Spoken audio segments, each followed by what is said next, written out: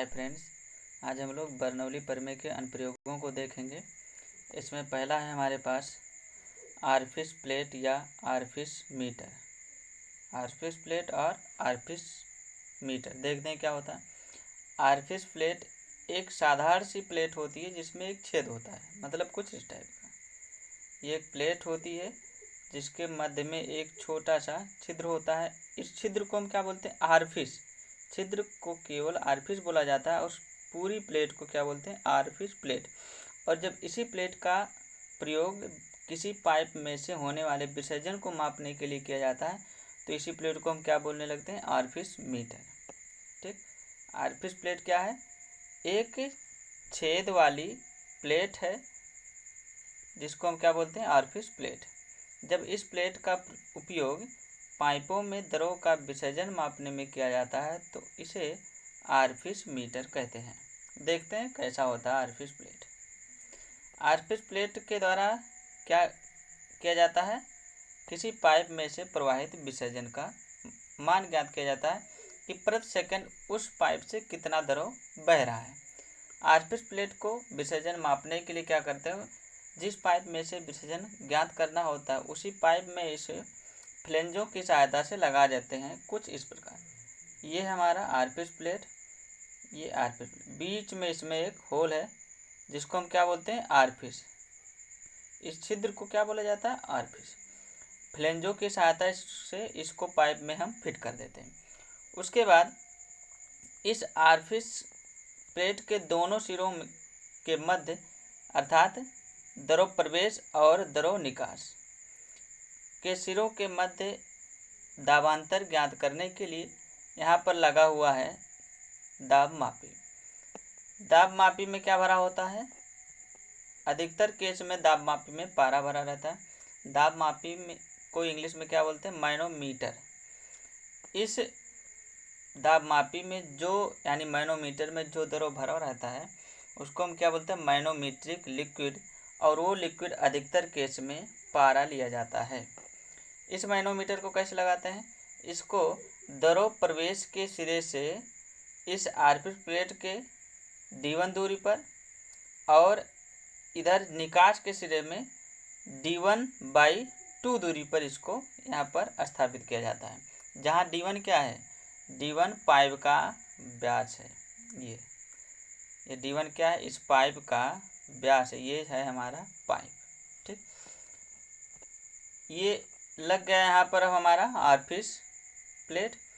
अब इसके विसर्जन कैसे ज्ञात करेंगे? इसके लिए यहाँ पर क्या करेंगे? हम द्रव इधर से जा रहा है तो एक बार बर्नौली का प्रमेय हम लगा देंगे इस आरफिश प्लेट के बाएं तरफ और एक बार बर्नौली प्रमेय लगाएंगे हम इस आरफिश प्लेट के दाहिने तरफ। अर्थात मान लीजिए एक पॉइंट यहाँ और एक पॉइंट यहाँ, तो इन दोनों बिंदुओं पर हम क्या लगाएंगे? बर्नौली प्रमेय अर्थात बर्नौली का समीकरण। बर्नौली समीकरण क्या है? P/ρg plus V²/2g plus Z equal to क्या होता है? कांस्टेंट होता है, नियतांक होता है। जहाँ P/ρg क्या है? दाब शीर्ष है, V²/2g क्या है? वेग शीर्ष है और Z क्या है? स्थैतिक शीर्ष, स्टैटिक हेड। जब इसको हम दोनों सिरे पर यानी प्रवेश और निकास पर बर्नौली समीकरण को लगाएंगे तो जिस प्रकार हम लोग वेंचुरी मीटर में इक्वेशन को सॉल्व करके विसर्जन का मान यानी विसर्जन का फार्मूला निकाल करके लाए थे, ठीक वही फार्मूला इस आरफिश मीटर के लिए भी निकल करके आता है, जो कुछ इस प्रकार होता है।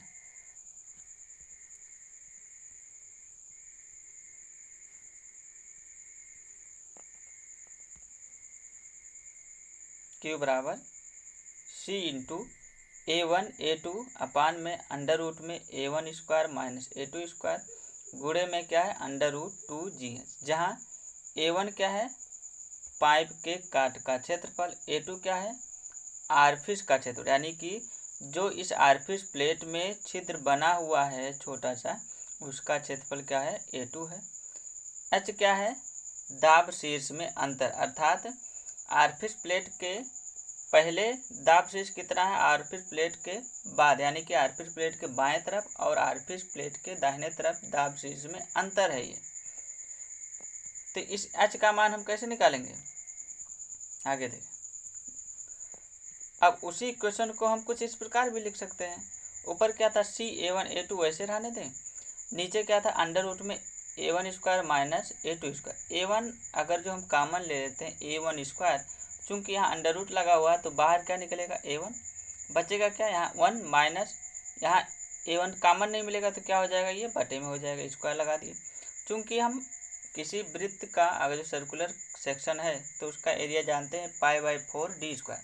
तो a2 अगर जो हमको निकालना हो तो a2 को क्या लिखेंगे π/4 d2 स्क्वायर, जहाँ d2 क्या है आरफिस का व्यास, a1 π/4 d1 स्क्वायर, जहाँ d1 क्या है पाइप का व्यास। इसको सॉल्व कर लेंगे तो π/4 कैंसिल हो जाएगा, ऊपर बचेगा d2 स्क्वायर, नीचे बचेगा d1 स्क्वायर। ठीक, तो यानी कि a2/a1 को हम क्या लिख सकते हैं d2/d1 का स्क्वायर। तो स्क्वायर एक पहले से है तो कितना हो जाएगा 2 2 4, ठीक, 2 × 2 = 4। तो क्या लिख सकते हैं इसको 1 माइनस d2/d1 के whole power 4 into under root में 2gh तो रहेगा। ठीक, इसी प्रकार अगर जो हम यहाँ a1 कॉमन लिए वहीं पर हम ले लें a2 कॉमन, जब a2 कॉमन ले लेंगे तो हमारा फार्मूला कुछ इस टाइप का आता है। a2 कॉमन ले लेंगे तो ऊपर से a2 नीचे a2 कैंसिल हो जाएगा, बचेगा क्या a1। और जब a1 कॉमन ले लेंगे तो ऊपर से a1 और नीचे से a1 ये कैंसिल हो जाएगा तो ऊपर क्या बचेगा a2। ठीक, जहाँ c क्या है c विसर्जन गुणांक है, कोफिशिएंट ऑफ डिस्चार्ज। विसर्जन गुणांक क्या होता है एक्चुअल विसर्जन अपान थ्योरेटिकल विसर्जन, इसको हम CD से भी दर्शाते हैं। Coefficient of discharge Q actual अपान में क्या होता है Q थ्योरेटिकल, ये होता है हमारा विसर्जन गुणांक। देखें h का मान कैसे निकालेंगे, h बराबर फार्मूला आता है h = x कोष्टक में s-1। x क्या था दाब मापी के दोनों सिरों में अंतर, जो दाब मापी में दरो भरा हुआ है पारे के दोनों सिरों में अंतर है, अर्थात बाएं और दाएं। यहाँ पर देखें ये है हमारा x, दाब मापी में बाएं सिरे पर पारा यहाँ तक है, दाहिने सिरे पर पारा यहाँ तक है। तो इन दोनों सिरों के मध्य अंतर कितना, उसी को हम किससे डिनोट कर रहे हैं x से। तो इस x के रूप में हम लोग क्या फार्मूला लिखते हैं h बराबर h = x कोष्टक में s-1 है, जहाँ s क्या है दाब मापी में भरे दरों का घनत्व बटे पाइप में बह रहे दरों का घनत्व। इसका उपयोग किस लिए करते हैं, देखें जैसा कि ऊपर बता चुके हैं किसकी सहायता से पाइपों में विसर्जन मापा जाता है। लाभ क्या है इसका, वेंचुरी मापी की अपेक्षा आरफिस प्लेट पाइपों में कम स्थान घेरती है। जैसा कि हम देखें एक साधारण सी प्लेट, उसको पाइप में कहीं पर भी फिट कर देंगे फ्लेंजों की सहायता से, और जबकि वेंचुरीमीटर एक लंबा सा इस टाइप का कुछ होता है तो ये अधिक स्थान घेरता है, और जबकि आरफिस प्लेट हमारा कम स्थान घेरता है, और कम स्थान है छोटा सा है तो इसका मूल्य भी वेंचुरी मापी की अपेक्षा कम होता है।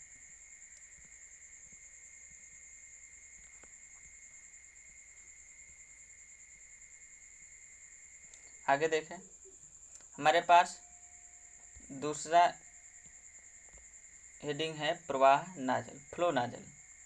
ये भी बर्नौली प्रमेय पर आधारित होता है, अर्थात बर्नौली समीकरण की सहायता से इसमें भी विसर्जन हम निकाले थे। इसका भी प्रयोग हम लोग विसर्जन निकालने के लिए करते हैं, विसर्जन ज्ञात करने के लिए। आरफिस प्लेट की भांति प्रवाह नाजल का प्रयोग भी प्रवाहित दरों का विसर्जन मापने के लिए किया जाता है।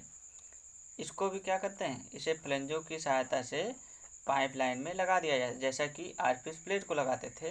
ठीक उसी प्रकार प्रवाह नाजल को भी हम पाइप में फ्लेंजों की सहायता से सेट कर देंगे। आगे देखें क्या कह रहा है, यदि वेंचुरी मापी में से उसका विसर्जन भाग हटा दिया जाए तो वह प्रवाह नाजल बन जाती है। देखें प्रवाह नाजल किस टाइप का होता है, ये इस टाइप का कुछ ऐसे। जैसा कि हम जानते हैं कि हमारा वेंचुरीमीटर किस टाइप का होता है, ये इस टाइप का कुछ, इसका विसर्जन भाग अर्थात ये वाला भाग अगर जो हम हटा दें तो ये क्या बचेगा, इसी को हम क्या बोल रहे हैं, प्रवाह नाजल। ये इसी टाइप का देखो कुछ इस टाइप का है, तो क्या कहलाएगा, प्रवाह नाजल। अर्थात वेंचुरी मापी का जो हम लोग विसर्जन भाग हटा दें, अर्थात इस भाग को, अर्थात इस भाग को क्या बोलते हैं हम लोग, अपसारी भाग।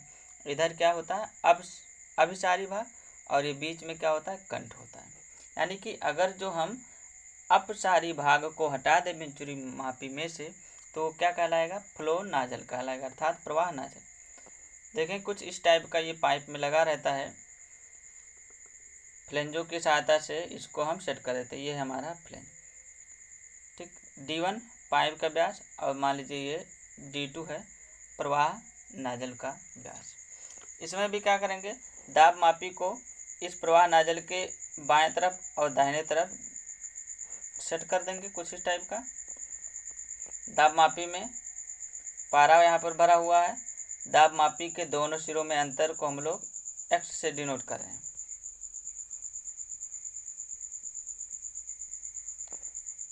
जैसा कि पिछले हेडिंग में देख चुके हैं, विसर्जन का फार्मूला हम लोग कैसे निकालते हैं कि प्रवाह नाजल के पहले और प्रवाह नाजल के बाद में हम लोग क्या करेंगे, बर्नौली का समीकरण लगाएंगे, वहाँ उस समीकरण को हम सॉल्व करेंगे, तो जिस टाइप का वेंचुरी मापी में विसर्जन का फार्मूला निकल करके आया था, ठीक इसी प्रकार इसमें भी विसर्जन का फार्मूला कुछ इस टाइप का निकल करके आ जाएगा, जैसा कि अभी पिछली हेडिंग में भी देखें, जहाँ A2 क्या है, π/4 D2 स्क्वायर, और H क्या है, पीछे भी देख चुके हैं, H इक्वल टू x कोष्टक में S-1, जहाँ S क्या है, दाब मापी में भरे दरों का घनत्व बटे पाइप में भरे दरों का घनत्व, या इसी को हम लिख सकते हैं शॉर्ट फॉर्म में ρm/ρp, जहाँ ρm क्या है, दाब मापी में भरे दरों का घनत्व, ρp क्या है, पाइप में भरे दरों का घनत्व।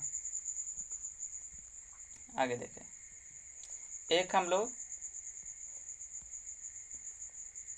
मान रहे हैं कि माना यदि दाब मापी में पारा भरा हो, जैसा कि हम देखें ऊपर, अधिकतर केस में क्या भरा होता है दाब मापी में, अर्थात मैनोमीटर में अधिकतर केस में पारा अर्थात Hg भरा होता है, और पाइप में पानी भरा हो। एक एग्जाम्पल मान लें कि यदि मैनोमीटर में पारा भरा हो और जो पानी पाइप है उसमें क्या बह रहा हो, पानी बह रहा हो, तब यश का मान क्या आएगा। यश का फार्मूला हम लोग क्या देखे हैं कि दाब मापी में भरे दरों का घनत्व बटे पाइप में बह रहे दरों का घनत्व, और दाब मापी में हम लोग क्या माने हैं कि पारा भरा हुआ, पारे का घनत्व हम लोग क्या जानते हैं 13,600 किलोग्राम पर मीटर क्यूब होता है, और पानी का घनत्व कितना होता है 1000 किलोग्राम पर मीटर क्यूब। इसको हम सॉल्व कर लेंगे, कितना आ जाएगा, 1000 से भाग देंगे 13.6 आ जाएगा। इस 13.6 को हम दाब शीर्ष के अंतर अर्थात एच वाले फार्मूले में रखें तो क्या आता है, एच बराबर x कोष्टक में S-1, तो यश के स्थान पे क्या लिख देंगे हम 13.6 माइनस 1, घटा देंगे कितना आ जाएगा 12.6 इंटू x। अर्थात यदि हमें पता है कि जो हम मैनोमीटर यूज कर रहे हैं उसमें पारा भरा हुआ है और जिस पाइप में हम विसर्जन निकालने जा रहे हैं उसमें पानी बह रहा हो, तो डायरेक्ट हम एच का फार्मूला ये यूज कर सकते हैं कि H equal to 12.6 into X अर्थात दाब मापी में भरे दरों के जो दरों है उसके बाएं और दाहिने सिरे में कितना अंतर आ रहा है वो हमारा यक्स में 12.6 का गुणा कर देंगे, डायरेक्ट ये हमको एच का मान निकाल करके दे देगा, अर्थात दाब शीर्ष में अंतर। अगला है हमारे पास पिटाट ट्यूब अर्थात पिटाट नली। पिटाट नली क्या है, इसका प्रयोग पाइप या खुली चैनल के किसी बिंदु पर द्रव प्रवाह की गति मापने में किया जाता है। ये क्या निकालता है, किसी एक बिंदु पर, ये किसी बिंदु पर द्रव प्रवाह की गति अर्थात v को निकालने का काम करता है पिटाट ट्यूब, अर्थात पिटाट नली के द्वारा हम द्रव प्रवाह का वेग निकालते हैं, चाहे वो पाइप हो या फिर खुली चैनल हो। चैनल या पाइप दोनों में ही हम पिटाट नली की सहायता से द्रव प्रवाह की वेग ज्ञात कर सकते हैं। पिटाट नली कैसा होता है, देखें ये है हमारा कुछ पिटाट ट्यूब इस टाइप का। ये एक एल आकार की नली होती है, ये इस टाइप का, देखें कुछ एल आकार दिख रहा होगा। ये है हमारा पिटाट नली जो 90 अंश पर ये मुड़ी होती है। ये कितना है, 90 डिग्री पर मुड़ी होती है। इसको हम लोग जहाँ पर विसर्जन जहाँ पर वेलोसिटी हमको ज्ञात करनी होती है, जिस भी पॉइंट पर दरो, मान लीजिए स्वतंत्र तल से इस x गहराई पे हमको इस बिंदु पे वेलोसिटी हमें ज्ञात करनी है, तो क्या करेंगे, इस पिटाट ट्यूब को वर्टिकल एकदम नीचे इस पानी में डाल देंगे। कितनी गहराई पर, x गहराई पर। ठीक, अब हमको ये पॉइंट 1 पर हमको अगर जो वेलोसिटी निकालें तो इस पॉइंट 1 पर वेलोसिटी निकाल देगा। कैसे निकाले देखते हैं। इसको हम लोग कैसे स्थापित करते हैं, जैसे मान लीजिए अगर जो फ्लो दाहिने तरफ हो रहा है इस टाइप का, तो इस पिटाट ट्यूब को इसके अपोजिट डायरेक्शन में लगाते हैं, अर्थात इस दिशा में। अगर जो फ्लो इस दिशा में हो रहा है तो पिटाट ट्यूब को इस दिशा में लगाएंगे। अगर फ्लो इस दिशा में होता है तो पिटाट ट्यूब को इस दिशा, अर्थात द्रव प्रवाह की विपरीत दिशा में पिटाट ट्यूब को वर्टिकल लगा देंगे। ठीक, अब अगर जो इसको वर्टिकल हम इसमें स्थापित करेंगे तो इसमें वेग की वजह से द्रव इस पिटाट ट्यूब में ऊपर चढ़ेगा। मान लीजिए ये द्रव की स्वतंत्र तल से h ऊंचाई ऊपर चढ़ रहा है, तो जितना ये h ऊंचाई ऊपर चढ़ता है वो किसकी वजह से चढ़ता है, इस वेग की वजह से। अतः इसलिए इसी को हम क्या बोलते हैं, डायनामिक हेड, या इसी को वेलोसिटी हेड भी बोला जाता है, अर्थात वेग शीर्ष। और जहाँ x क्या है, ये x स्टैटिक हेड, या इसी को क्या बोलते हैं, प्रेशर हेड। ठीक, अब इस पिटाट ट्यूब के पास में दो ऐसा पॉइंट चुनेंगे, एक पॉइंट 1 और एक पॉइंट 2, कि पॉइंट 1 पर वेलोसिटी v हो जबकि पॉइंट 2 पर वेलोसिटी 0 हो, अर्थात जो वेलोसिटी है वो किस में कन्वर्ट हो जा रही है, हमारी स्टैटिक हेड अर्थात या प्रेशर हेड में। ठीक, यानी कि पॉइंट 2 पर ऐसा पॉइंट 2, यानी कि ये 2 नंबर का पॉइंट इस टाइप का चूज करना है जहाँ पर वेलोसिटी 0 हो जा रही हो, और पॉइंट 1 जहाँ पर हमको वेग ज्ञात करना हो उसको हम बोलेंगे v। ठीक, मान लीजिए हमारा ओपन चैनल है जिसे हम लोग वेलोसिटी ज्ञात कर रहे हैं। कैसे ज्ञात करेंगे, इस पॉइंट 1 और पॉइंट 2 पर हम बर्नौली समीकरण को लगा देंगे। ध्यान दें, पॉइंट 1 पर क्या है, हमारा वेग v है, जबकि पॉइंट 2 पर वेग 0 है। मान लीजिए ये लाइन एक खींच दे रहे हैं जिसको हम आधार रेखा अर्थात डेटम लाइन बोलते हैं। ये नीचे है हमारा आधार रेखा, अर्थात पॉइंट 1 और पॉइंट 2 सेम लाइन पर है, यानी कि आधार रेखा से ऊंचाई दोनों की सेम है। ठीक, आधार रेखा पर ये दोनों की ऊंचाई अगर जो मापेंगे भी कहीं से तो ये सेम है। ठीक, अब पॉइंट 1 और पॉइंट 2 पर हमको बर्नौली समीकरण को अप्लाई करना है। कैसे करेंगे देखें, पॉइंट 1 पर मान लीजिए प्रेशर P1 है, तो दाब शीर्ष कितना हो जाएगा, P1/ρg। वेग मान लीजिए v1 है तो v1² हो जाएगा। और जो स्टैटिक हेड है उसको अगर जो हम z1 माने तो ये हो जाएगा z1। ये हो गया पॉइंट 1 पर बर्नौली समीकरण। पॉइंट 2 पर अगर मान लें प्रेशर P2 है तो P2/ρg, वेलोसिटी अगर जो v2²/2g, और ये z2। P1 यानी कि पॉइंट 1 पर हमको प्रेशर चाहिए, तो पॉइंट 1 कहाँ पर है हमारा, ये यहाँ पर, तो इसके ऊपर दरोतल कितना है, ये इतना ही केवल ना, यानी कि x ऊंचाई पर। तो यानी यहाँ कितना दाब होता है, P बराबर हम लोग जानते हैं ρgh, जहाँ h क्या होता है, द्रव की स्वतंत्र तल से उस बिंदु की गहराई जहाँ पर हमको दाब ज्ञात करना है। तो दाब अगर जो पॉइंट 1 पर ज्ञात करना है तो द्रव की स्वतंत्र तल से दाब पॉइंट 1 कितनी गहराई पर है, तो x, तो यानी क्या हो जाएगा, h के स्थान पे क्या हो जाएगा, ρgx। ये पॉइंट 1 पर प्रेशर हो जाएगा। इसी प्रकार अगर जो पॉइंट 2 पर प्रेशर निकालना है हमको, तो पॉइंट 2 कहाँ है, पॉइंट 2 यहाँ पर है। अब पॉइंट 2 मतलब ये नली के अंदर आ जा रहा है, तो इसमें अब प्रेशर हमको निकालना है।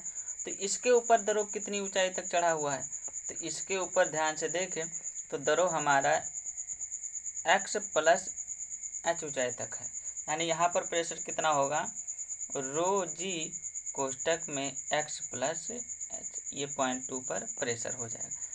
ये हम किस प्रेशर की बात करें, गेज प्रेशर की, अर्थात यहाँ पर हम एटमॉस्फेरिक प्रेशर को शून्य मान रहे हैं। ठीक, गेज प्रेशर क्या होता है, यदि एटमॉस्फेरिक प्रेशर को शून्य मान करके हम प्रेशर मापें तो उस प्रेशर को क्या बोलते हैं, गेज प्रेशर।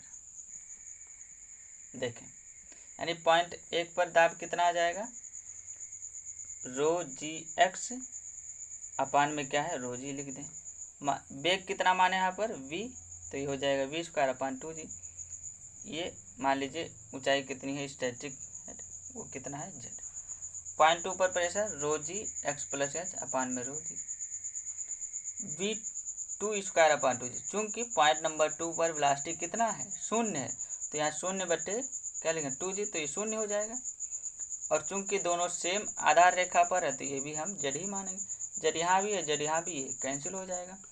रो जी यहाँ भी, रो जी यहाँ भी कैंसिल, रो जी यहाँ, रो जी यहाँ कैंसिल। देखें आगे क्या बचता है, यहाँ क्या बचा x और यहाँ क्या बचा v square upon 2g equal to क्या है x प्लस एच बचा है। x यहाँ भी है, x यहाँ भी कैंसिल कर दे, यानी बचा क्या v square upon 2g equal to H. v equal to क्या हो जाएगा, v स्क्वायर बराबर क्या हो जाएगा, इसको तिरछा गुणा कराते हैं 2gh, तो v बराबर क्या हो जाएगा अंडर रूट 2gh।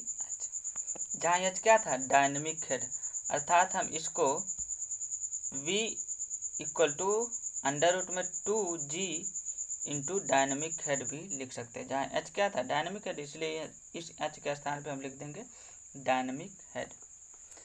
यदि हमें वास्तविक वेलोसिटी की बात करनी है, एक्चुअल वेलोसिटी, तो इसके लिए क्या करते हैं हम CV का गुणा कर देते हैं 300, जहाँ CV क्या है, वेग गुणांक अर्थात कोफिशिएंट ऑफ वेलोसिटी। जहाँ पर पिटाट ट्यूब के लिए CV का मान क्या होता है 0.99। ठीक, वेलोसिटी कोफिशिएंट क्या होता है, CV इक्वल टू होता है V एक्चुअल अपान V थ्योरेटिकल, अर्थात वेग गुणांक का फार्मूला क्या होगा, वास्तविक वेग बटे सैद्धांतिक वेग। अच्छा, ऊपर हम लोग देखें हैं चैनल में दरों का वेग निकालने। अब यदि हमको किसी पाइप में दरों का वेग निकालना हो तब उसके लिए क्या करेंगे, इसके लिए एक अलग से हमको ट्यूब लगाने की जरूरत पड़ती है जिसको हम बोलते हैं पीजोमीटर ट्यूब। ठीक, पाइप में इस पिटाट ट्यूब को हम लगा दिए जैसे कि हम चैनल में लगाते थे, उसी के बगल में हम लगा देंगे एक पीजोमीटर ट्यूब। अब पीजोमीटर ट्यूब में जो दरों चढ़ेगा वो किसकी वजह से चढ़ेगा, इसमें भरे दरों की दाब की वजह से। मान लीजिए ये इतनी ऊंचाई तक चढ़ा है, ठीक, यानी ये दाब की वजह से, जिसको हम स्टैटिक हेड या प्रेशर हेड भी बोलेंगे। और इस पिटाट ट्यूब में दरों किसकी वजह से चढ़ेगा, इसमें दाब और वेग दोनों की वजह से चढ़ेगा, क्योंकि ये नली इधर मुड़ी हुई है तो दाब और वेग दोनों की वजह से चढ़ेगा। तो दाब की वजह से इतना चढ़ रहा है, यानी कि इसी को हम क्या बोलेंगे स्टैटिक है। और वेग की वजह से बाकी जो बचा वो किसकी वजह से चढ़ रहा होगा, ये वेग की वजह से, अर्थात डायनेमिक हेड इसको बोलेंगे। ठीक, यानी कि जो पीजोमीटर नली के बराबर होगा दरों का तल पिटाट ट्यूब में, उतने को क्या बोलेंगे हम स्टैटिक हेड। उसके ऊपर जितना होगा उसको क्या बोलेंगे हम लोग डायनेमिक हेड, इसी को वेलोसिटी हेड भी बोलेंगे। इसी को हम माप लेंगे। यहाँ पर स्केल बने होते हैं, पिटाट ट्यूब पर स्केल बने होते हैं, ये ऊंचाई हम लोग देख लेंगे कितनी है। ठीक, उस ऊंचाई को माप करके डायनेमिक हेड हमें पता हो जाएगा। उसके बाद हम वेग का मान निकाल लेंगे। वेग का फार्मूला जैसा कि ऊपर देख चुके हैं, v equal to CV under root 2g into dynamic head. और डायनेमिक हेड हम पढ़ लेंगे कहाँ पर, पिटाट ट्यूब पर।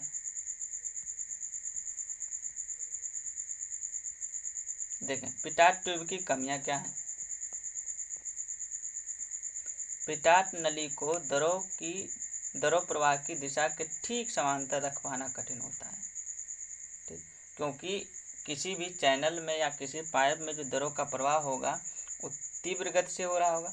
अब उस दरों प्रवाह के विरुद्ध हम उस नली को सीधा अर्थात दरों की तल के समांतर ही रखना है हमको, तो वो समांतर रख पाना थोड़ा कठिन हो जाता है, जबकि ये हमको हाथ से ही पकड़ना रहता है और समांतर रख पाना संभव नहीं है, थोड़ा बहुत त्रुटि आ जाती है, तिरछी हो जाती है नली। दूसरा क्या कमी है, किसी बंद प्रवाह मार्ग में, जैसा कि हम लोग पाइप में देखे हैं, जिसमें दाब पर कोई दरों बह रहा है, ठीक, तो उसमें दरों का वेग मापने के लिए पिटाट नली के साथ एक पीजोमीटर नली भी प्रयोग करनी पड़ती है। जैसा कि हम पीछे देखे हैं कि जब हम लोग पाइप में दरों का वेग निकालने जाएंगे तो उसमें केवल पिटाट ट्यूब से काम नहीं चलेगा, वहाँ पर हमको एक पीजोमीटर नली भी लगानी पड़ेगी, तो ये भी एक कमी हो गई उसकी। तीसरा क्या है, सबसे बड़ी कमी यही है, जो पॉइंट 1 और पॉइंट 2 होता है उसका सिलेक्शन कर पाना थोड़ा कठिन होता है, क्योंकि हमको पॉइंट 1 और 2 इस टाइप का सिलेक्ट करना है जिसमें पॉइंट 1 पर दरों का वेग v हो, जबकि पॉइंट 2 पर दरों का वेग 0 होना चाहिए।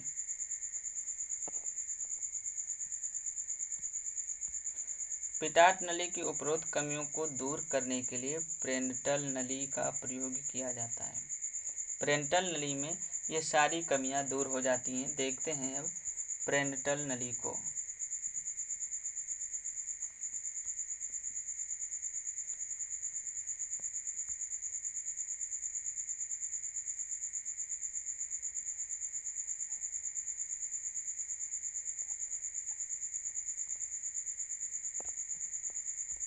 इस टाइप का कुछ हमारी प्रेंटल नली है। इसमें एक नली होती है, उस नली के अंदर दो नलियां होती हैं, एक को हम बोलते हैं अंतः नली, दूसरे को बोलते हैं बाह्य नली। ये जो जा रही है सीधी, ये अंतः नली है और इस नली के चारों तरफ ये ऐसे सर्कुलर रहता है, ठीक, ये ऐसे रहेगा और ये इधर फिर ऐसे रहेगा, ठीक। इस नली के यहाँ पर चारों तरफ इधर इधर इधर 4 छिद्र किए जाते हैं, जैसा कि यहाँ पर दिख रहा हो, ये इधर जो छोटा सा दिख रहा है और एक ये नीचे छोटा सा दिख रहा है, ऐसे इसमें 4 छिद्र किए जाते हैं। और एक है ये अंतः नली, जिसका व्यास लगभग 0.3 d रखा जाता है, जहाँ d क्या है, इस नली का व्यास है, ठीक। और ये बाह्य नली है, इसका व्यास कितना रखा जाए, 0.1 d। 4 छेद रहते हैं, उस चारों छेदों का व्यास कितना होता है, 0.1 d होता है। इसमें 2 नली है।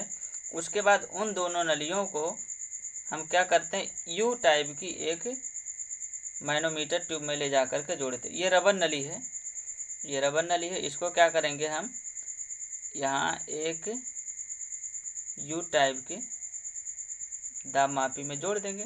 मतलब बी वाले को यहाँ से जोड़ दिए और ये वाले को ला करके यहाँ इसको जोड़ दिए, ठीक। अब इसमें दरों तलों का जो अंतर आएगा उसको हम देख लेंगे। मान लीजिए यहाँ पर है और यहाँ पर दरों तल है, तो ये अगर जो h अधिक है तो उस h को हम यहाँ पर देख लेंगे और फार्मूले में रख देंगे, क्योंकि हम लोग वेग, इसके द्वारा भी वेग ही निकाला जाता है। जैसा कि हम लोग देखें v बराबर CV√2g इंटू डायनेमिक हेड, और यही क्या है हमारा डायनेमिक हेड, जिसको हम लोग h बोल रहे हैं। ये जो बाह्य नली है जिसमें 4 छिद्र बने रहते हैं, ये दरों प्रवाह के लंबवत, यानी इन नली के लंबवत बने होते हैं। अब इसमें जब दरों प्रवेश करेगा तो केवल और केवल दाब की वजह से प्रवेश करेगा, और इसमें दरों प्रवेश करेगा तो वेग और दाब दोनों की वजह से प्रवेश करेगा। यानी इसमें केवल दाब और वेग दोनों का शीर्ष है और इसमें केवल और केवल दाब शीर्ष है। तो मान लीजिए ये यहाँ तक ऊपर चढ़ा इसमें दरों, और इसमें यहाँ तक ऊपर चढ़ा, यानी कि ये इतना जो होगा नीचे, ये क्या है, हमारा प्रेशर हेड है, और ये ऊपर का जो जा रहा है ये है हमारा डायनेमिक हेड। इस डायनेमिक हेड को हम पढ़ लेंगे कितना है, उसी को हम क्या करेंगे, h बोलते हैं, और फार्मूले में ले जा करके रख देंगे, हमारा वेलोसिटी का मान निकल जाएगा। देख क्या होता है, इसमें d व्यास की एक नली होती है, जिसके अंदर 0.3 व्यास की एक अंतः नली होती है, जो A से संबंधित होती है, जो रबर ट्यूब लगी हुई थी। नली के मुख से 3D दूरी पर इसकी सतह पर 4 छेद होते हैं जिनका संबंध बाह्य नली से होता है। ये छेद प्रवाह की दिशा के लंबवत होता है। ए तथा बी पर रबर नलियां लगाकर उन्हें यू नली दाबमापी की भुजाओं से जोड़ दिया जाता है। इस प्रकार यू नली में दर्शाए गए दरों तलों का अंतर h नोट कर लेते हैं। अतः दरों प्रवाह का वेग ज्ञात हो जाता है √2GH से।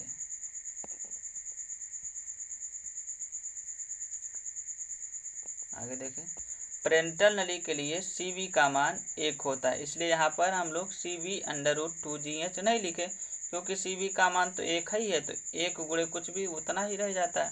तो डायरेक्ट हम V बराबर इसको लिखते हैं √2GH, चूँकि CV का मान इसके लिए 1 होता है। जबकि पिटाट ट्यूब के लिए CV का मान कितना था? 0.99। पेरेंटल नली का प्रयोग खुले प्रवाह मार्ग तथा बंद पाइप में दरों प्रवाह की गति मापने के लिए किया जाता है। जैसा कि पिटाट नली भी यही काम करता था। खुला प्रवाह अर्थात ओपन चैनल कोई है या फिर कोई पाइप है जिसमें हमको प्रवाह की गति मापनी है, तो हम पेरेंटल नली से माप सकते हैं। पेरेंटल नली के द्वारा प्रवाह दिशा से ±15 डिग्री तक कोण भी प्राप्त, अगर जो ±15 डिग्री तक कोण पर जो परिणाम प्राप्त होंगे वो भी संतोषजनक होंगे। जैसा कि पिटाट ट्यूब में ऐसा नहीं होता था, उसमें वेलोसिटी में अधिक अंतर आ जाता था। प्लस माइनस का मतलब मान लीजिए हमारा पेरेंटल नली है, तो अब अगर जो हम सीधा इस नली को इधर पकड़े हुए हैं, वर्टिकल नहीं रख पा रहे, अर्थात इसको दरों प्रवाह के समांतर नहीं रख पा रहे हैं, यानी कि ये नली अगर जो सीधी ऐसी होनी चाहिए, तो इससे अगर जो इधर भी 15 कोण या इधर भी 15 कोण झुक जा रहा है, तब भी जो वेलोसिटी निकल करके आएगा वो भी ज़्यादा वो मेन वेलोसिटी जो एक्चुअल वेलोसिटी है उससे ज़्यादा डिफरेंस नहीं रहेगा। यानी कि ±15 डिग्री होने पर भी जो परिणाम प्राप्त होते हैं वो भी संतोषजनक होते हैं। अब उपरोक्त जो हम लोग बर्नौली प्रमेय पर आधारित जो उपकरण पढ़े हैं, जिनकी सहायता से हम दरों का विसर्जन या प्रवाह गति मापते हैं, उसी पर आधारित कुछ न्यूमेरिकल्स हैं जिसको देखेंगे। जैसा कि पहला क्वेश्चन है हमारे पास, पानी की स्वतंत्र सतह से 2 मीटर नीचे किसी नहर में पानी का प्रवाह ज्ञात करने के लिए एक पिटाट नली प्रयोग की जाती है। यदि पिटाट नली में पानी स्वतंत्र तल से 300 mm ऊपर चढ़ जाता है तो प्रवाह की गति क्या होगी? ध्यान दें, स्वतंत्र तल से 2 मीटर नीचे हमको वेलोसिटी निकालनी है। ये इस टाइप का हमारा कुछ फिगर बनेगा। मान लीजिए हमारा नहर है, नहर में इतना पानी भरा हुआ है, ठीक। अब इसमें हमको ऊपर स्वतंत्र तल से 2 मीटर नीचे निकालना है वेलोसिटी इस पॉइंट पे। तो क्या करेंगे, इस पिटाट ट्यूब को हम नीचे ले आएंगे, कितना? दरों के स्वतंत्र तल से 2 मीटर नीचे तक। जब यहाँ तक लेकर के आ रहे हैं तो पानी इसमें कितना ऊपर तक चढ़ रहा है? 300 mm तक। दरों का जो स्वतंत्र तल है इसको क्या बोलते हैं? ये दरों का ये स्वतंत्र तल है। इस स्वतंत्र तल से जो पिटाट ट्यूब में पानी ऊपर चढ़ रहा है वो कितना ऊपर चढ़ रहा है? 300 mm। यानी हमारा मेन काम इसी का, ये 2 मीटर को हमें नहीं ध्यान देना है।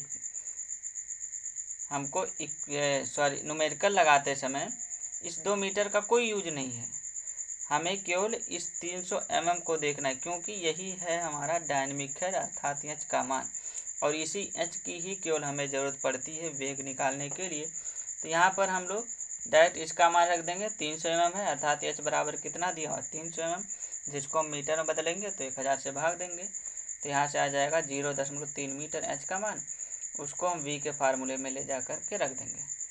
चूँकि इसमें CV का मान दिया नहीं है तो इसलिए हम CV को नहीं लगाएंगे, डायरेक्ट √2GH रख देंगे, जहाँ G क्या है? गुरुत्व त्वरण, जिसका मान हम लोग जानते हैं 9.81, और H का मान होता है 0.3 मीटर यहाँ पर दिया, ठीक।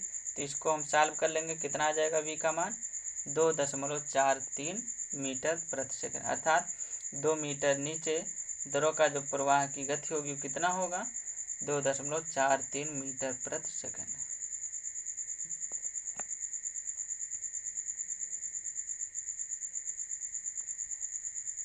अगला क्वेश्चन है हमारे पास, क्या कह रहा है, किसी स्रोत से पानी के स्वतंत्र तल से 10 मीटर नीचे पानी की प्रवाह गति ज्ञात करने के लिए पिटाट नली का प्रयोग किया जाता है। यदि पिटाट नली को एक यू नली पारा दाब मापी की 2 भुजाओं से जोड़ दिया जाता है, पारे के तलों में अंतर 40 mm पढ़ा जाता है, इस गहराई पर पानी की गति क्या होगी। फिगर इस टाइप का कुछ बनेगा। अभी तक क्या था, पिटाट ट्यूब केवल यहाँ तक होती थी, ये यहाँ तक केवल।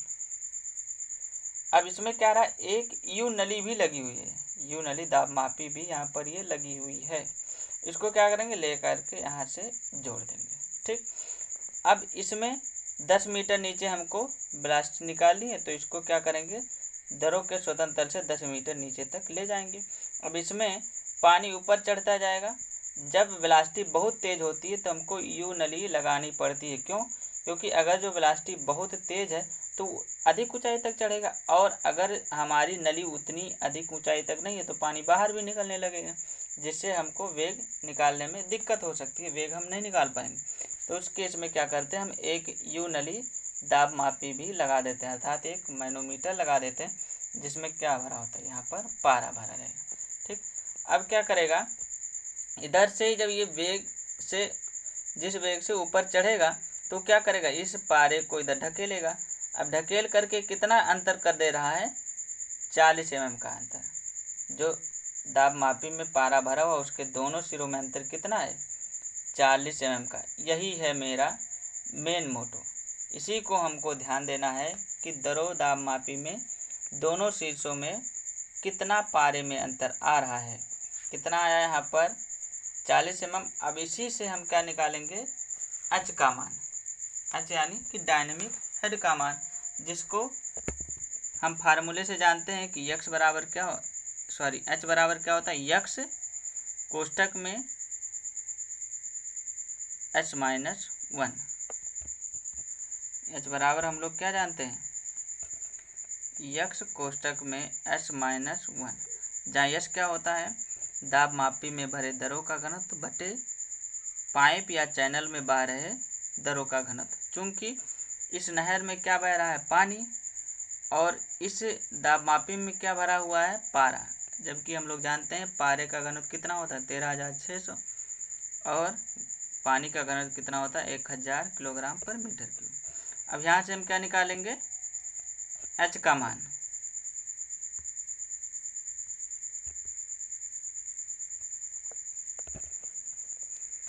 ये आ जाएगा हमारा एच का मान, एच इक्वल टू एक्स कोष्टक में h-1। एच किससे निकलेगा, दाब मापी में भरे दरों का घनत्व, चूंकि दाब मापी में पारा भरा, अर्थात रो एच जी, यानी कि पारे का घनत्व भट्टे में बह रहे दरों का घनत्व। कौन सा दरों बह रहा है, पानी है, तो यानी नीचे क्या हो जाएगा, दरों का घनत्व, अर्थात रो ऑफ वाटर। पारे का घनत्व हम लोग जानते हैं 13,600 होता है, ऊपर रख देंगे। नीचे क्या है, पानी का घनत्व, सॉल्व कर लेंगे कितना आ जाएगा, 13.6। 13.6 को यहाँ पर रखेंगे, 13.6 -1, और ये क्या है, 40 mm। सॉल्व कर लेंगे कितना आएगा, 504 mm। एच का मान आ गया 504 mm। इसको मीटर में कन्वर्ट कर देंगे, कितना आ जाएगा, 1000 से भाग देंगे, 0.504 मीटर। अब एच का मान पता चल गया तो प्रवाह की गति भी पता चल जाएगा, क्योंकि v बराबर क्या होता है, √2gh। 2g का मान 9.81, h का मान 0.504। इसको हम सॉल्व कर लेंगे, कितना आ जाएगा, 3.144 मीटर प्रति सेकंड।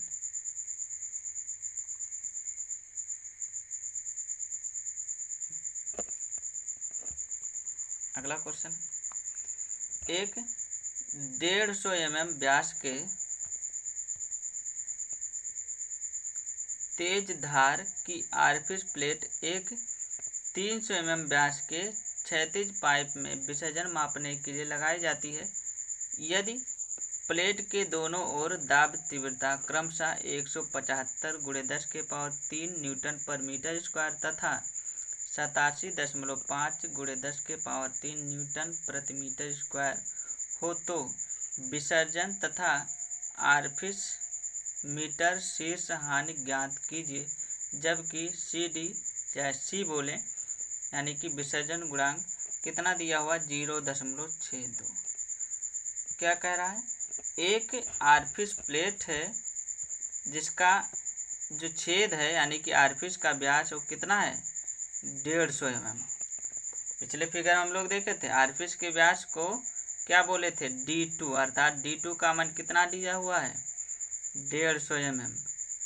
ऑरिफिस प्लेट एक 300 mm व्यास के क्षैतिज पाइप, 300 mm व्यास के क्षैतिज पाइप यानी कि ये 300 mm क्या है पाइप का व्यास है। पाइप के व्यास को हम लोग क्या माने थे D1, यानी कि D1 क्या हो गया हमारा 300 mm। और क्या बोल रहा है कि प्लेट के दोनों ओर दाब तीव्रता क्रमशः 175 × 10⁻³ न्यूटन पर मीटर स्क्वायर, यानी ये अगर जो हमारा ऑरिफिस प्लेट है तो इसके इधर दाब तीव्रता कितनी है 175 × 10⁻³ और इधर दाब तीव्रता कितनी है 87.5 × 10⁻³ तो इधर वाले दाब तीव्रता को हम P1 माने थे, इधर वाले दाब तीव्रता को P2 माने थे, यानी कि P1 का मान कितना है 175 × 10⁻³ न्यूटन पर मीटर स्क्वायर और P2 का मान कितना है 87.5 × 10⁻³ न्यूटन पर मीटर स्क्वायर। ठीक, D1 D2 पता चल गया, P1 और P2 पता चल गया। हमको निकालना क्या है विसर्जन का मान। विसर्जन का फार्मूला हम लोग जानते हैं। अब उसके लिए हमें जरूरत पड़ेगी H का मान। H क्या था दाब शीर्ष में अंतर, और दाब शीर्ष क्या होता है P/ρg। तो शीर्ष में अंतर निकालना यानी कि ऑरिफिस प्लेट के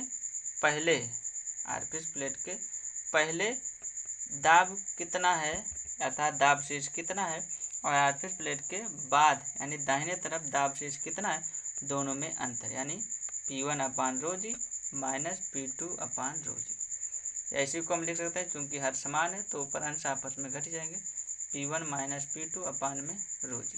P1 का मान यहाँ पर रख दिए, P2 का मान यहाँ अपान रो। क्या बह रहा है पाइप में पानी बह रहा है, तो पानी का घनत्व 1000 गुणे G का मान 9.8 है।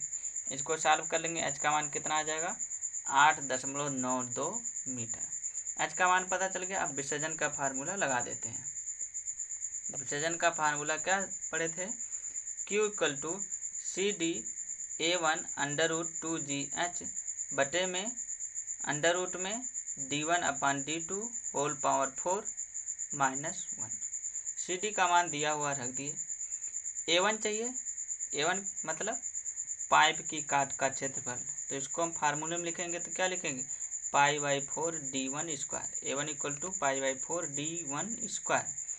D1 π/4 D1 कितना था अर्थात पाइप का व्यास 300 mm था, उसको मीटर में बदलेंगे क्या हो जाएगा 1000 से भाग देंगे, कितना आ जाएगा 0.3 स्क्वायर लगा देंगे गुणे अंडर√2 का मान ये है और ये H का मान बटे में क्या है D1/D2। D1 यानी पाइप का व्यास 0.3 मीटर, D2 क्या कर ऑरिफिस प्लेट में जो छेद है अर्थात ऑरिफिस का व्यास कितना था 150 mm, उसको 1000 से भाग दे करके मीटर में बदलेंगे, कितना आ जाएगा 0.15 मीटर। रख देंगे मान होल पावर 4 है -1। सॉल्व कर लेंगे कितना आ जाएगा Q का मान 0.1498 मीटर क्यूब प्रति सेकंड। एक आंसर हो गया हमारे पास, यानी कि पाइप में से इतना विसर्जन हो रहा है। अब हमें क्या निकालना था शीर्ष हानि, यानी कि जो ऑरिफिस प्लेट हम लगा रहे हैं उसके पहले टोटल शीर्ष कितना था और उसके बाद यानी कि ऑरिफिस प्लेट के बाद शीर्ष कितना है, दोनों में हानि। ये शीर्ष हानियाँ किसकी वजह से होती हैं घर्षण की वजह से। पानी के कण आपस में टकराते हैं या पानी और पाइप के बीच जो घर्षण होता है, जो श्यानता होती है, इसी की वजह से क्या होती है घर्षण हानियाँ होती हैं और उस हानि की वजह से शीर्ष हानि होती है। तो टोटल शीर्ष कितना होता है, जिसको हम लोग P1/ρg plus V1² plus Z1 से लिखते हैं। यानी कि टोटल शीर्ष यानी कि कुल शीर्ष बराबर होता है दाब शीर्ष प्लस वेग शीर्ष प्लस स्थैतिक शीर्ष, अर्थात pressure head plus velocity head plus static head. तो आरफिस प्लेट के पहले टोटल हेड इतना और आरफिस प्लेट के बाद टोटल हेड इतना। यदि कोई हानि नहीं होगी यानी कि घर्षण वजह से कोई हानि नहीं होगी तो दोनों ये बराबर हो जाएंगे और ये मान आ जाएगा 0, जबकि कुछ ना कुछ हानि जरूर होती है, इसलिए इसका मान कुछ ना कुछ निकल करके आएगा। अब इसी को हमें सॉल्व कर लेना है। चूंकि पाइप क्षैतिज थी तो क्षैतिज है तो जो Z1 और Z2 है ये तो मान बराबर हो जाएंगे, Z1 = Z2। तो ये क्या हो जाएगा, Z1 यहाँ, ये Z2 क्या हो जाएगा, माइनस का अंदर गुणा कर देंगे माइनस हो जाएगा, कैंसिल हो जाएंगे, यानी Z1 Z2 कैंसिल हो। बचा क्या, P1/ρg, यहाँ बचा है V1²/2g, यहाँ क्या बचा हुआ है P2/ρg और क्या बचा है V2²/2g। अंदर माइनस का गुणा करा दें तो इस P2/ρg को हम लिख दें P1/ρg के साथ यहाँ पर, और V1²/2g और इसको हम लिख दें इसी के साथ, तो ये भी माइनस हो जाएगा, अंदर गुणा होगा, माइनस V2²/2g। अब इसको क्या लिख सकते हैं, P1 - P2/ρg। ठीक उसी प्रकार यहाँ पर भी हर समान ऊपर घटा सकते हैं, V1² - V2²/2g।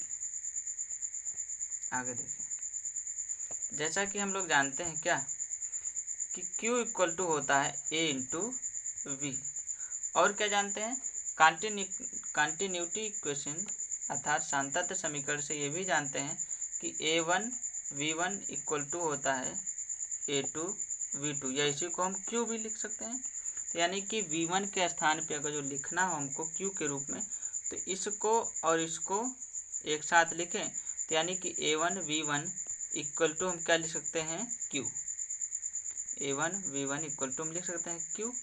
चूँकि हमें वेग नहीं पता है तो इस वेग को हम क्या लिख दें Q के रूप में, तो V1 = क्या हो जाएगा Q/A1। इसी प्रकार V2 को लिखना होगा तो क्या लिख देंगे Q/A2।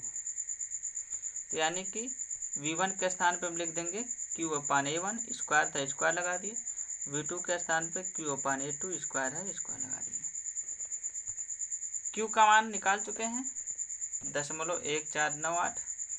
A1 क्या है, पाइप की काट का क्षेत्रफल, A1 मतलब π/4 D1², और D1 पाइप का व्यास कितना था 300 mm, मीटर में बदलेंगे 0.3 मीटर, π/4 0.3 का स्क्वायर, और पूरे का लगा हुआ है यहाँ पर स्क्वायर, तो ये लगा दिए हम स्क्वायर। ठीक इसी प्रकार Q का मान यहाँ रखें 0.1498। A2 क्या है π/4 D2², D2 का मान कितना था 150 mm, मीटर में बदलेंगे 0.15 मीटर स्क्वायर, और इस पूरे का भी यहाँ पर है स्क्वायर, तो ये लगा दिए बटे में है 2g मतलब 2 × 9.81, और h का मान हम लोग पहले से निकाल चुके हैं 8.92। अब इसको जब हम सॉल्व कर लेंगे ये पूरा मान कितना आ जाएगा, माइनस में आता है 3.43, और माइनस ये प्लस हो जाएगा, माइनस घटा देंगे कितना आ जाएगा 5.486 मीटर, यानी कि शीर्ष हानियाँ कितनी आई 5.486 मीटर, ये आ गई शीर्ष हानि। ओके, थैंक यू, आज यहीं तक।